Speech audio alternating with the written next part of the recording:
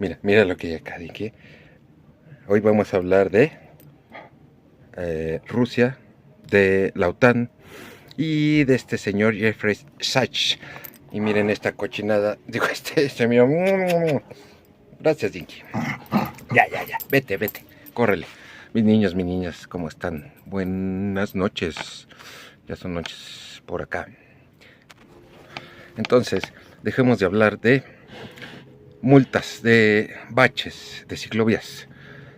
Vamos a hablar de un video que salió hace algunos días, que este video es del señor, del licenciado, del economista, del político, bueno, ha tenido muchos cargos este señor, se llama Jeffrey Sachs. Este señor se presentó en el Parlamento Europeo hace algunos días. Y dice muchas cosas. Dice y tiene la boca atascada de verdad. Dice muchas cosas, pero de ese video podemos sacar muchas otras tantas vertientes, otras cosas que no dice. Habla en general. Digo, obviamente el señor sabe lo que habla, pero se pueden sacar muchísimas cosas de ahí. Sí, entonces este video que voy a hacer puede durar hasta 10 horas porque de cada cosa puede sacar una cosa. ¿Por qué hablo así? Porque esto me gusta a mí, me gusta informar. Lo que yo hablo, lo que yo digo, lo saco de redes sociales, periódicos, de noticieros, de Rusia, de Europa, de Latinoamérica, de España. O sea, lo que yo pienso, no lo que yo pienso, lo que digo, lo digo con sustento de lo que aparece en las redes, en los periódicos, en las noticias, en los canales, en documentos de la OTAN o documentos de Europa. O sea, no nada más digo lo que pienso. Obviamente, uno dice cuando hace un video lo que piensa, lo que cree. Pero todo lo que yo digo lo saco de información que existe, de la realidad. Cosa que los medios de comunicación tradicionales no dicen, no te informan, no sacan. Haz de cuenta que una noticia, a lo mejor de Europa, la suben al satélite, de ahí la baja Televisa o la baja el Reforma, el periódico, y así como se sube esa información, la bajan y así tal cual la dicen. No se hace una investigación profunda de las cosas. Todo esto de relaciones internacionales, de geopolítica, de guerra, todo tiene una historia. Todo está relacionado, ¿no? Pero bueno, me voy a dejar de estas cosas y vamos a hablar de este señor. Primero, siempre empiezo, bueno, no siempre empiezo, sino me han bloqueado a mí muchos videos de YouTube, por eso no los subo. Luego ando subiendo por Face o por TikTok, no me interesa por dónde se suban. Lo que me importa es decir lo que es la realidad. Entonces, en YouTube me han bloqueado por lo que digo, me han bloqueado por música, por alguna palabra. Entonces lo subo en Face o lo subo a TikTok. No lo subo a Instagram o a X, a Twitter, lo que era Twitter. No lo subo de esta manera, ¿no? Entonces este video puede durar hasta 10 horas, pero vamos a resumirlo hasta donde se pueda. Con videos de 15 minutos. Entonces el video habla de Rusia, de la OTAN, de las guerras, de Turquía. Bueno, se puede sacar mucha información de lo que dijo este señor. Nada más de lo que dijo. ¿Sale? Entonces vamos a empezar. Y bueno, rápidamente les digo quién fue este señor, o quién es Jeffrey Sachs, o Sachs. No sé cómo se pronuncia muy bien, pero dice: se desempeñó como director del Centro para el Desarrollo Sostenible en la Universidad de Columbia donde tiene el rango de profesor universitario, el rango académico más alto en la universidad. Sachs fue director del Earth Institute en la Universidad de Columbia en 2002, de 2002 a 2016. Es presidente de la Red de Soluciones para el Desarrollo Sostenible de la ONU. Ya saben que la ONU es un florero, como dijera el PG. Yo no soy pro PG, pero ONU es un florero. Entonces, fue copresidente del Consejo de Ingenieros para la Transición Energética académico de la Academia Pontificia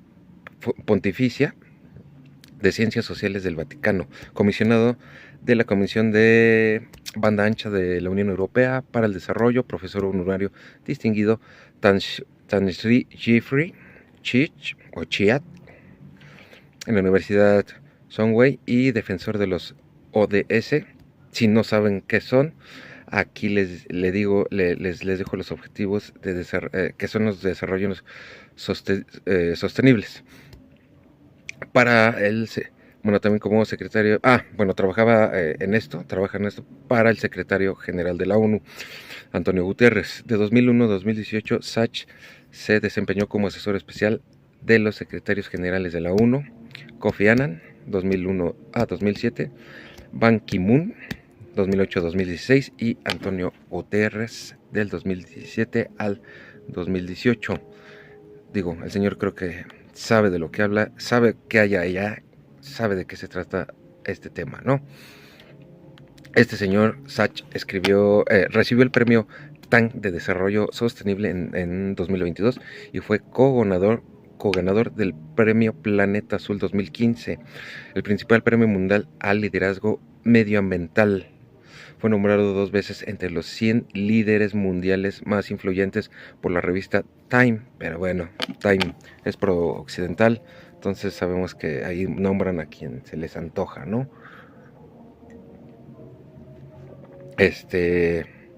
Si le quieren creer a esta entrevista Time, pues créanle, yo no le creo mucho o le creo a la mitad.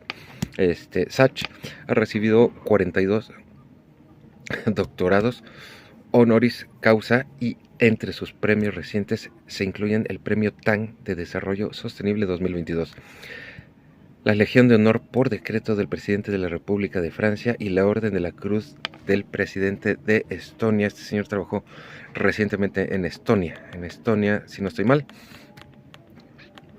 Entonces vamos a empezar con, ese es el pequeño resumen de quién es este señor. Subió un video en las redes sociales, estuvo en el Parlamento Europeo. Este video dura 45 minutos y aquí les dejo la liga para que se metan, para que vean que yo no estoy mintiendo de lo que dice, ¿no? Entonces empecemos con algunas cosas que dijo este personaje. Algunas de las cosas, y empezando, una de las cosas que dijo, que la expansión de la OTAN comenzó desde 1999 con Polonia, Hungría y República Checa, pero no es así. La realidad es que vamos a empezar por saber a grandes rasgos qué es la OTAN, ¿no? ¿O qué quiere decir? ¿Qué son las siglas? Mucha gente nada más dice la OTAN, no sabe de cuántos miembros se compone, cuántos países son y por qué son, ¿no? En sus siglas, en español es la OTAN, en inglés es NATO, en español es Organización del Tratado del Atlántico Norte, en inglés es Organization of the North Atlantic Treaty.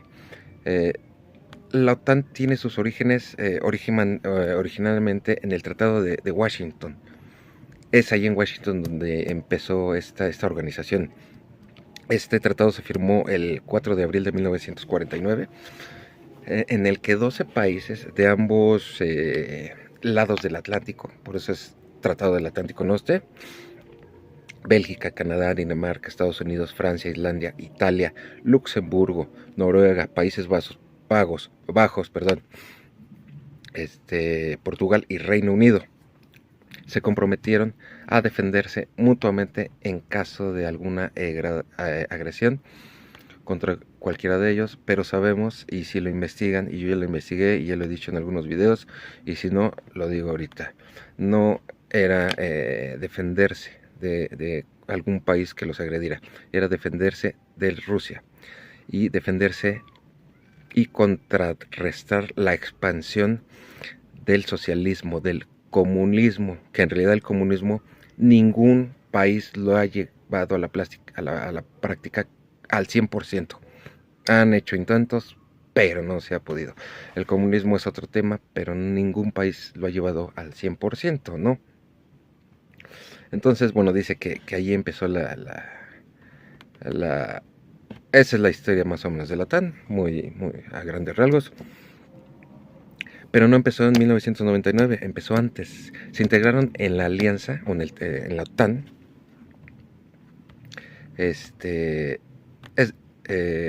Hasta, bueno, empezaron a integrarse poco a poco hasta componer 32 miembros, que actualmente son esos 32, ¿sí? Grecia y Turquía en 1952 se integraron a la OTAN en 1952, pero recordemos que Turquía no pertenece a la Unión Europea, solamente pertenecen a la OTAN. Turquía ya lleva años intentando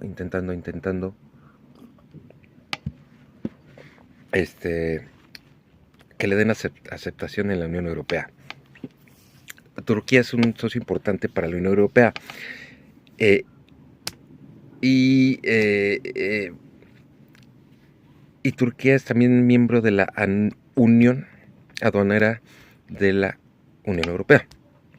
Turquía ha sido un candidato a entrar a la Unión Europea desde 1999, pero su proceso de adhesión lleva paralizado desde el 2018. O sea, desde 2018 tiene paralizado hasta aquí, hasta le dijeron, basta. Si estaba apenas en proyecto o en ver si se adhería a la Unión, ahí todavía le cortaron más las alas a Turquía.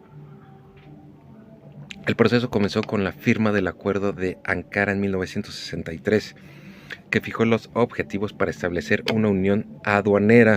En 1987 Turquía solicitó adherirse a la entonces Comunidad Económica Europea, y en 1999 Turquía solicitó adherirse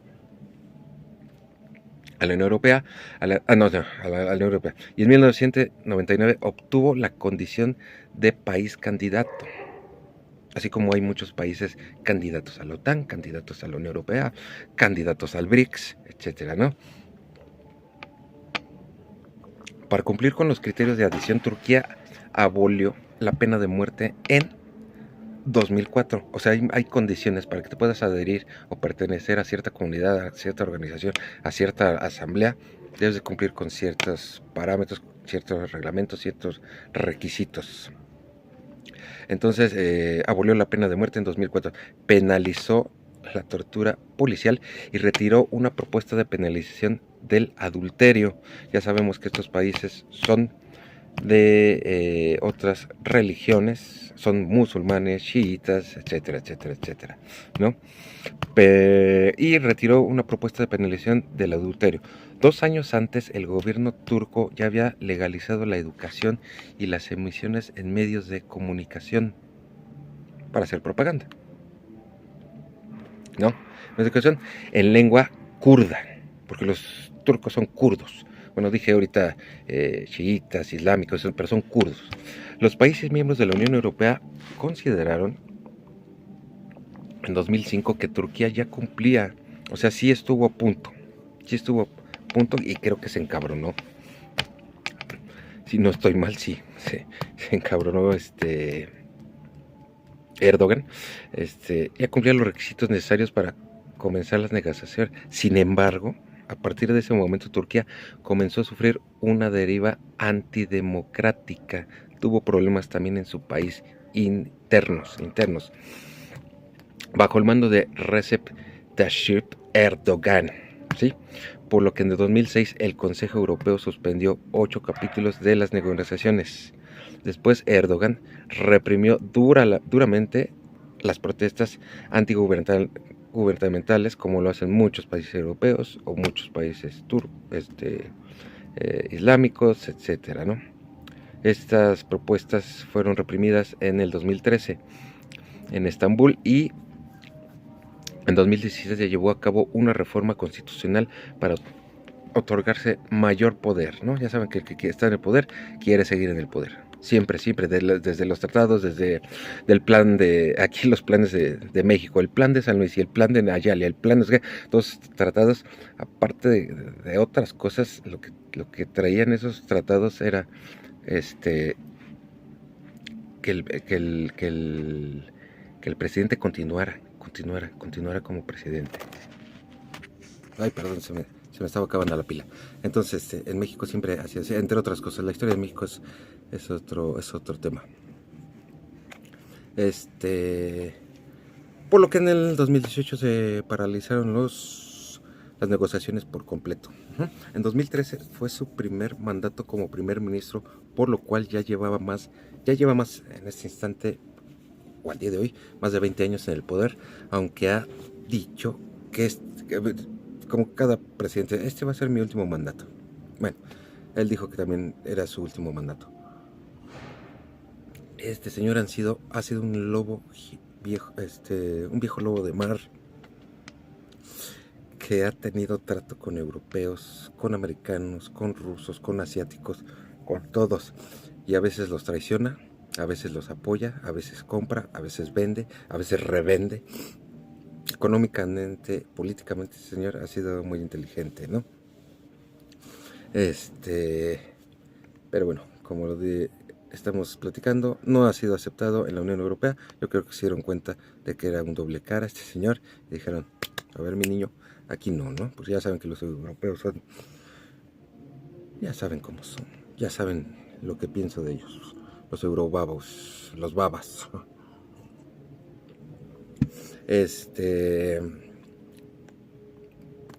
Erdogan y los turcos, la mayoría, lo digo para entrar en contextos, no nada más decir Erdogan quiso entrar, Turquía quiso entrar a la Unión Europea, no, sino es dar un poquito más de información. Y Erdogan y los turcos son la mayoría musulmanes, principalmente sunitas. Sin embargo, en Turquía también hay minorías de otras religiones que son como son las cristianas y judías. O sea, aunque no crean, digo, en todos los países hay judíos. En Turquía va en ese se me fue la palabra, son sunitas, cristianos y judías. El Islam es la religión mayoritaria en Turquía. El 90% de los musulmanes son sunitas y la mayoría siguen el fiqh hanafi, así se dice. El 25% de los musulmanes son alevis. O sea, hay cientos de religiones en esa parte de Oriente Medio. Ahorita nada más estoy dando lo que es de Turquía. El alevismo, o los que son alevis, es la principal minoría religiosa en Turquía. Entonces, desviándonos un poco del tema de la OTAN, que es lo que estoy haciendo, Turquía comparte la mayoría de religión con Palestina. Palestina tiene esas mismas proporciones de religiones, no en cantidad de personas o de gente, sino la misma proporción, ahora sí que en porcentaje, con Palestina. Por eso cuando llegan a atacar Palestina, Erdogan sale muy bravo a decir, no, si le vuelven a hacer algo a Palestina, nosotros vamos a hacer algo, pero nunca hace nada, puro bla bla bla, ¿no? Porque entonces decíamos, la mayoría de los palestinos son musulmanes, suníes,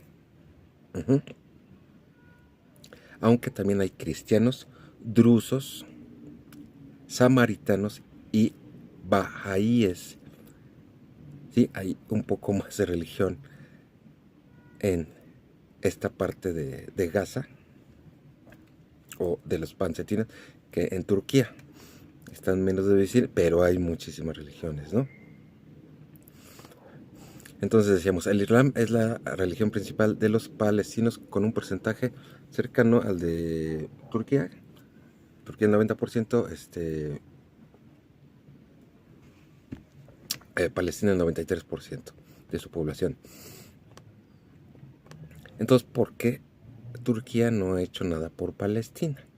¿No? O sea, si se supone que las guerras a veces son por religión o por ideas, por ideológicos, por presidentes, por gentes ideológicas, no ha hecho nada, nada más ha hecho por guapa. Entonces, Ankara apoya a los palestinos y critica a Israel, pero Israel es apoyado por Estados Unidos. Estados Unidos es de la OTAN y apoya también a la Unión Europea. Entonces, Ankara, Turquía apoya a los palestinos y critica a Israel, mientras mantiene relaciones distantes con Irán, que también son de la misma ideología y comparte también algunas religiones. Entonces, una intervención militar turca en el conflicto de Irán, de Israel con los palestinos, es muy poco probable. No, más bien no va a pasar, no va a pasar. Esto dicen analistas, expertos que se dedican a relaciones internacionales, geopolítica. Durante meses, varios países han advertido de una escalada en el conflicto de Medio Oriente. Estas preocupaciones han aumentado tras el reciente ataque de Irán contra Israel. Miren, esto que les estoy hablando es un extra de lo que no dijo este profesor. Este profesor habló mucho de la guerra que hay ahorita entre Rusia y Ucrania. Entonces, volvemos rápidamente a este tema y volvemos a la OTAN. Irán es una de las potencias regionales. Otra es Turquía. Sí, son de los países fuertes en cuanto a ejército y armamento. Y Ankara se ha posicionado del lado de los palestinos, como lo habíamos dicho. Ha habido muchas ofensivas, muchos bombardeos. Bueno, hay mucha guerra, ¿no? Entonces, Turquía ha estado a favor de los palestinos tras esta famosa ofensiva lanzada por Israel como respuesta al ataque perpetrado por el grupo terrorista Hamas, que en otro video expliqué lo que es Hamas, y si no se los vuelvo a explicar rápidamente. Hamas no es un grupo terrorista. Hamas es un partido político, una asociación, tiene escuelas, tiene templos, tiene hospitales. Sí, no, terroristas se les dice acá en Occidente. Acá los denominan Occidente, pero ellos lo hacen solo en defensa de lo que les hace los de Occidente a ellos, o los mismos de Oriente Medio. Entonces, decíamos que está de lado tras la ofensiva lanzada por Israel como respuesta al ataque perpetrado por Hamas en octubre de 2023. Ese fue motivo para que Israel dijera: vámonos con Toño contra los palestinos. El presidente turco Recep Erdogan, bueno, se llama Recep Tayyip, T-Y-Y-I-P, Erdogan. Recep Tayyip Erdogan ha causado reiteradamente a Israel, no ha causado nada contra Israel. Ha acusado reiteradamente a Israel de cometer un genocidio. Este señor Erdogan ya tiene, el de Israel, se me fue el nombre. Siempre lo estoy repitiendo constantemente y se me fue el nombre. Bueno, el presidente de Israel,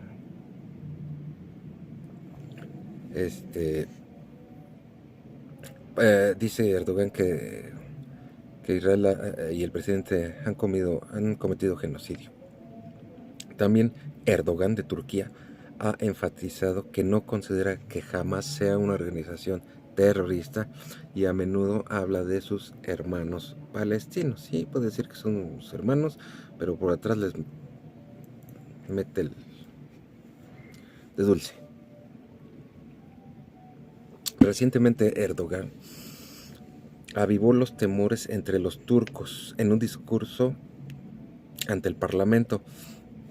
1 de octubre del año pasado acusó a Israel de también querer atacar Turquía, porque sí lo dijo Netanyahu, que quería atacar Turquía si llegaban a meter en esa guerra. El gobierno de Israel, que se ha vuelto loco en Tierra Santa, posiblemente atacará nuestra patria, o sea, Turquía, con su fanatismo religioso tras atacar Palestina y Líbano. Palestina, Líbano, Siria, Irak, es lo que ataca, se me fue el nombre del otro país. Es lo que ataca a Israel porque quiere hacer un corredor, se quiere apoderar de territorio, es lo que quiere hacer. Y cometer el genocidio de acabar con los palestinos, así como el Adolfo de 1945, acabar con esa con esta raza, ¿no? Entonces, el primer ministro de Israel, Netanyahu, sueña con ocupar Anatolia y está persiguiendo una utopía. Luego decimos que lo que es utopía, agregó Erdogan, ¿sí? Pero los expertos dicen que Erdogan pues son un poco realistas, ¿no? En que se vaya a meter con Israel, ¿no? No existe ninguna posibilidad de que Turquía se convierta en parte de este conflicto, porque Ankara no quiere ser parte de ella, porque tendría que estar, se echaría encima a Europa, a Estados Unidos, pero lo apoyaría Irán, a lo mejor Rusia. Bueno, sería un conflicto difícil de entender y que este señor no quiere porque es muy inteligente, viejo lobo de mar, este señor. Turquía no apoyaría un ataque a Israel contra Irán, a pesar de la relación distante que mantiene con Teherán. Pues no. Sin embargo, de darse dicho ataque, Ankara no pasaría de ofrecer apoyo espiritual, dice un experto. Dice, bueno, la postura turca pro-Palestina y anti-Israel ha generado la falsa impresión de que se apoya a Irán y a sus milicias. Ajá, o sea, son temas de videos que pueden durar horas, ¿no? Es un error, explica Selin Nasi. Turquía ha estado ocupada en apuntalar su economía y un conflicto regional le daría para abajo a esta economía. Sí, ahorita están estables, pero traería inestabilidad. Por ello no se espera que intervenga en los bombardeos que están haciendo Israel al Líbano y a Gaza, ¿sí? Pero entonces, fíjense cómo van saliendo cosas. Entonces, ¿por qué sí atacó? ¿Por qué sí atacó a Siria, Turquía, durante y después del golpe de estado que hicieron en Siria, le va a hacer al-Assad? Sí también comparte religión. Entonces aquí nos damos cuenta que las guerras no son por religión, son por recursos y por territorio. Ajá. La mayoría de los sirios, miren, hablamos de Palestina, Israel, Turquía, los sirios, ahora entramos con los sirios, son musulmanes, pero también hay cristianos y otras minorías religiosas. Ajá, musulmanes. El 74% de la población de Siria es musulmán sunita. Entonces, se fijan cómo va por ahí y lo mismo, las mismas cantidades en cuanto a porcentajes y religión. Los musulmanes sunitas en Siria son un grupo demográfico que incluye a árabes étnicos, kurdos, circasianos, chechenos y algunos turcomanos. O sea, todas estas religiones están relacionadas. Unas creadas, otras que vienen de miles de años. Pero bueno, el presidente de Siria, Assad, es musulmán. O era, bueno, sigue siendo, pero se fue a vivir a Rusia antes de que le dieran el golpe de estado, ¿sí?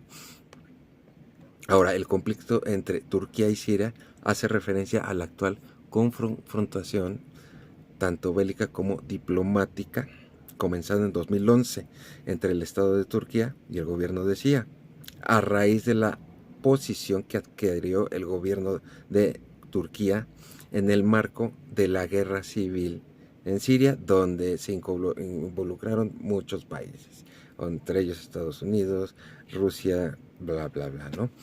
El enfrentamiento se agravó los primeros 15 días del mes de octubre de 2012, o sea, tiene más de 13 años, o ya está cumpliendo 13 años de esta guerra civil, tras supuestas provocaciones hechas por Siria, al ser poblaciones fronterizas turcas, objeto de ataques del ejército de Siria, las cuales han dejado docenas de personas afectadas. Ya sabemos que toda esa zona es de zonas de personas que mueren, se trasladan a otros países, migran a otros países, ¿no?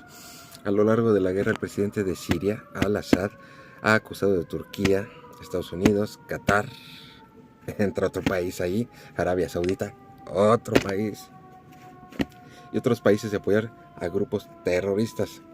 Ambos se echan culpa y se dicen que son terroristas, refiriéndose a los rebeldes sirios, mediante el suministro de armas y dinero, como en todas las guerras, como en Ucrania, como todas las 20... Hay como 20 guerras en África, que luego hablamos de ellas, así como de haberse entrometido en asuntos internos de Siria. Sí, todos se quiere meter porque también tiene recursos y tiene bastante territorio. Por su parte, el gobierno de Turquía, presidido por el primer ministro Recep Erdogan, ha acusado al gobierno de Siria de violar los derechos humanos. O sea, quieren ser policías también de esa zona de Medio Oriente, del pueblo sirio, al atacar a civiles indefensos. Ha pedido a la comunidad internacional, a la ONU, la adopción rápida de medidas que frenen la muerte, bueno, antes del golpe, ¿no? Pedía que frenara la muerte de ciudadanos sirios y pedían a Bashar al-Assad su renuncia desde antes. Ya estaban pidiendo, desde mucho antes. Entonces, esta guerra de Siria ha generado la migración a países vecinos. Aproximadamente, ¿cuántos han sido? 300,000 sirios, la cual Turquía se han ido para Turquía. La ocupación turca del norte de Siria, denominada por el gobierno turco como cinturón de seguridad al norte de Siria, son los diversos territorios pertenecientes a la República Árabe Siria, que Turquía fue invadiendo poco a poco en su intervención militar desde 2016, pero recordemos que empezó en 2012 esta guerra civil. La capital es Azaz y la ciudad más grande es Afrin. Los idiomas oficiales son el árabe, el turco, la moneda es la lira turca y la libra siria y el dólar de los yanquis.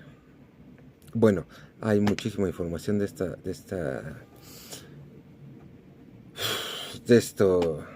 guerra, ¿no? De esta parte que envuelve todo ese Medio Oriente. Vamos a acabar nada más de leer esto que dice: según la perspectiva turca, los movimientos patrióticos kurdos son terroristas, por lo cual los combate al igual que los hace contra los remanentes del Estado Islámico en su territorio bajo administración. Turquía ha permitido a la coalición nacional para las fuerzas de la oposición y la revolución siria, o sea, son los que están en contra del gobierno de Siria, ¿no? El Ejército Nacional Sirio es el responsable de hacer cumplir la autoridad de la coalición. La intención turca es crear un tapón y luego utilizarlo como pivote, donde reubicar a 2 de los 3.6 millones de refugiados, de los refugiados sirios que se encuentran en Anatolia. Entonces, él también, el rebelde Ejército Libre Sirio, los independentistas turcos, algunos islamistas de mayoría árabe y el gobierno sirio de Assad consideran a la ocupación como un intento de Turquía por anexar territorio sirio. Como siempre, se quieren anexar por todos lados, por Corea del Norte hace algunas, por Vietnam, por Ucrania, bueno, desde hace años, ¿no? Desde Estados Unidos que se anexó México, etcétera. Desde Francia que se anexa islas o partes de territorios de África, ¿no? Etcétera, etcétera. Entonces, también desde hace muchos años Turquía desea tener territorio. Porque como dijimos, también cuenta con recursos naturales. De ahí la importancia de querer quedarse con mucho territorio. Sabemos que las guerras no son por religión ni terrorismo. Siempre es la narrativa y las disfrazan de ideologías, de religión, de terrorismo, pero la realidad es, quieren ocupar territorio para apropiarse de los recursos naturales. Ok. ¿Qué recursos naturales tiene Siria? Fíjense, ahorita que ya pasó el golpe de estado, que dijimos que llegaron unos motociclistas, llegaron unos pinches soldados ahí a pie y dieron el golpe de estado cuando Rusia tenía armamento, tenía soldados apoyando a Siria para evitar este tipo de situaciones, golpes de estado, terrorismo, masacre a civiles, etcétera. Rusia se fue, no pudo evitar, ni el mismo ejército de Siria pudo evitar el golpe de estado porque ya estaba pactado. El presidente de Siria se fue a Rusia con algunos millones de dineros y ahí le dieron ahí Putin le dijo, véngase para acá, mijo, présteme unos millones y quédese acá, yo lo protejo. Bueno, estábamos en ¿qué tiene? ¿Qué tiene Siria?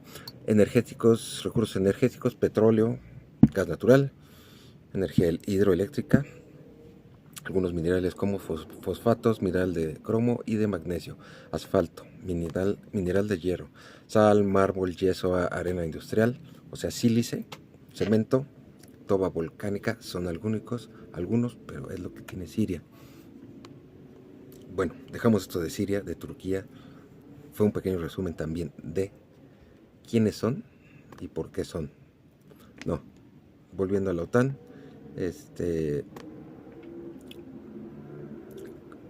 ya habíamos dicho que en 1952 entraron unos países. Ahora, Alemania entró en 1955. Entonces no es como dice el profesor, que en 1997 se empezó a expandir. O sea, modernamente o en estos tiempos, probablemente en 1999.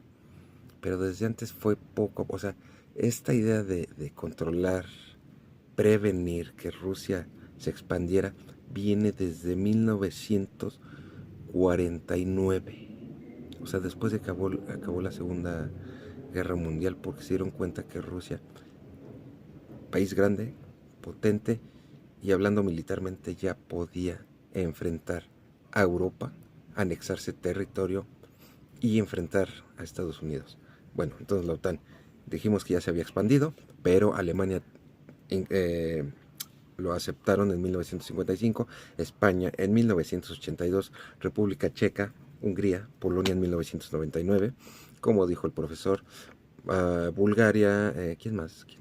Bulgaria, Eslovaquia, Eslovenia, Estonia, Lituania, estos mini países, creo que de 100 gentes que viven ahí en esos países, que son belicistas contra Rusia, bélicos, quieren acabar con Rusia. Bueno, Rumania, entonces Bulgaria, Eslovenia, Estonia, Letonia, Lituania y Rumania en 2004, Albania y Croacia, se me había olvidado Albania, en 2009, Montenegro también se me había olvidado. 2017, Macedonia del Norte 2020, y ya muy modernamente, o en estas épocas, Finlandia, ¿qué puedo decir de Finlandia? Y Suecia, que eran países pro, pro paz, no querían guerras, no nada, fueron obligados a entrar a la OTAN, Finlandia en el 2023 y Suecia en 2024.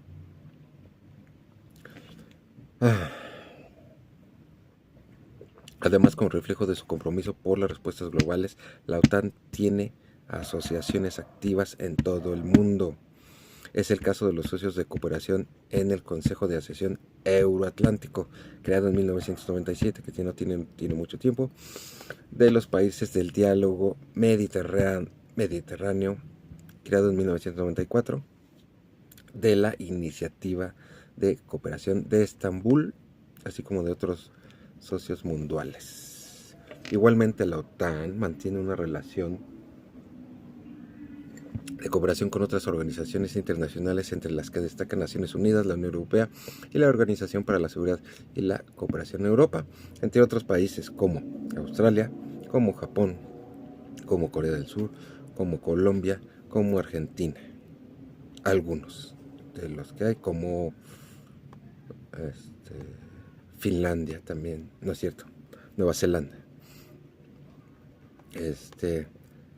Para acabar este tema, porque los videos de Face creo que duran nada más 15 minutos, voy a tener que dividir esta primera parte en 3 partes.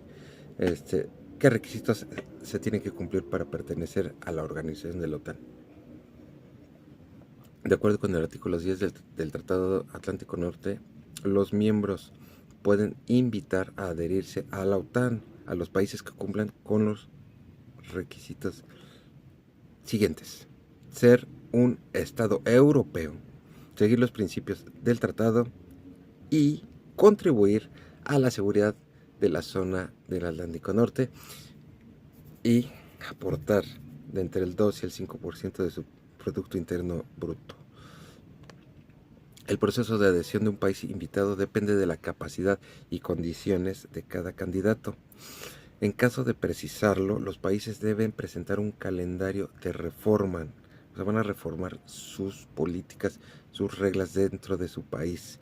Cuando la negociación ha acabado, la alianza presenta un protocolo de adhesión entre sus miembros al Tratado de Washington, o sea, al Tratado de la OTAN, que los aliados deben firmar y ratificar. El país candidato debe ser asimismo proceder a su adhesión al tratado de acuerdo con sus procedimientos nacionales. Repito, pero ¿cuál era realmente o era la final de crear el tratado de la OTAN? Esto dice un artículo, pero yo ya lo había dicho. Washington, D.C., 4 de abril de 1949. Las partes de este tratado reafirman su fe en los propósitos y principios de la Carta de las Naciones Unidas y su deseo de vivir en paz con todos los pueblos y todos los gobiernos, decididos a salvaguardar la libertad, la herencia común y la civilización de sus pueblos, basados en los propósitos de la democracia, lo que siempre peleen, las libertades individuales y el imperio de la ley, deseosos de promover la estabilidad y el bienestar en la zona del Atlántico Norte, resueltos a unir sus esfuerzos para la defensa colectiva y la conservación de la paz y la seguridad, acuerdan en consecuencia este Tratado del Atlántico Norte. Y aquí les dejo una parte del tratado original, del que fue firmado el 4 de octubre en Washington en el año de 1949, que yo ya había dicho que desde 1949 anteriormente. Les dejo esta imagen y les dejo también la imagen de todos los países que son parte de la OTAN. Y bueno, con esto Pero también hay, espérenme, hay otro artículo también que dice, y que también había dicho, la OTAN se creó para contener a la OTAN, es una máquina creada para la confrontación. Esto ya lo sabíamos, ya lo había dicho, declaró el portavoz de Kremlin, Dmitry Peskov. Al equilibrar el poder militar a un fusil de asalto, el vocero subrayó que Moscú no inició el conflicto, digamos, de Ucrania ahorita. Este ya es otro tema también, sino que por el contrario lo está terminando. Cuando se creó en 1949, el OTAN se creó como una máquina para reprimir a la Unión Soviética, una máquina para contener a Rusia.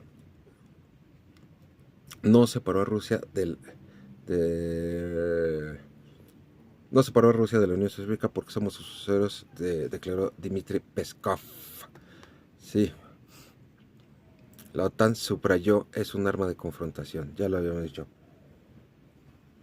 Cada vez que decíamos, cuando había cada guerra, la expansión de la OTAN, la infraestructura militar de la OTAN, acercándose a las fronteras de Rusia, gritaban, les decían, les proponían, o sea, colegas, no nos gusta que nos pongan misiles, no nos gustan que adhieran más países a fronteras de Rusia, no vengan hacia nosotros, toleraremos eso hasta cierto límite, ya llegó ese límite ahorita con la guerra de Ucrania, ya llegó, decía, pero no toleraremos más allá. Tras 8 oleadas de ampliación de la OTAN, que son las que mencioné en los años anteriores, 2017, 2015, etcétera. Entonces la situación se hizo intolerable. Así lo dijo Vladimir Putin. El portavoz presidencial también equiparó el bloque militar a un fusil de asalto, ¿no? El fusil de asalto Kalashnikov es la arma más avanzada del mundo. Siempre será un fusil de asalto. Nunca se utilizará con fines pacíficos. Seguirá siendo un arma que mata, afirmó. O sea, la OTAN se compara con este misil o con este fusil de asalto. Lo mismo ocurre con la OTAN. Es un arma de confrontación igual que este fusil. ¿Sale? También les voy a dejar aquí cómo están distribuidas sus bases militares de Estados Unidos sobre todo, pero de la OTAN. Les dejo también una imagen, aquí se las dejo. Y vamos a volver a decirlo, la Organización del Tratado del Atlántico Norte o simplemente la OTAN fue creada en 1949 con el propósito de frenar la influencia de la Unión Soviética en Europa, a pesar de que entre sus objetivos básicos está contribuir a la prevención de los conflictos. Es criticada por realizar operaciones ofensivas, incluidas las que infringen la Carta de las Naciones Unidas, como lo que pasó en Yugoslavia, que dijo Estados Unidos y sus aliados, vamos a bombardear Yugoslavia. ¿Por qué? Porque nos caen gordos, así, casi. No, porque estaban diciendo que estaban matando gente, que sus gobernantes, que no sé qué. Entonces, fue en, ¿qué? 1999, si no estoy mal, lo de Yugoslavia.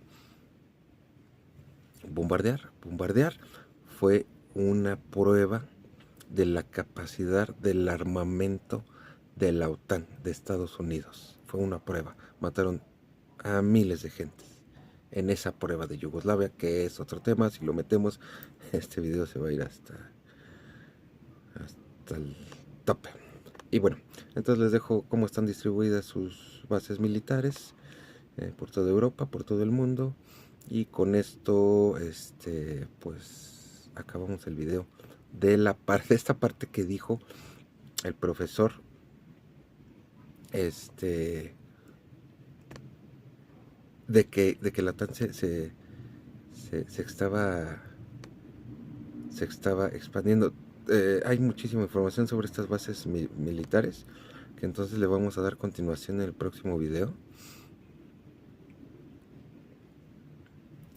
Para que sepan dónde están ubicadas estas bases. y como lo dijo este profesor, Jeffrey Sachs, dijo, la OTAN se empezó a expandir en tal fecha, ¿no es cierto? Fue desde antes y con tantos países y cada vez ha sido más, ¿no? Entonces, por el momento dejamos esta parte, esta primera parte,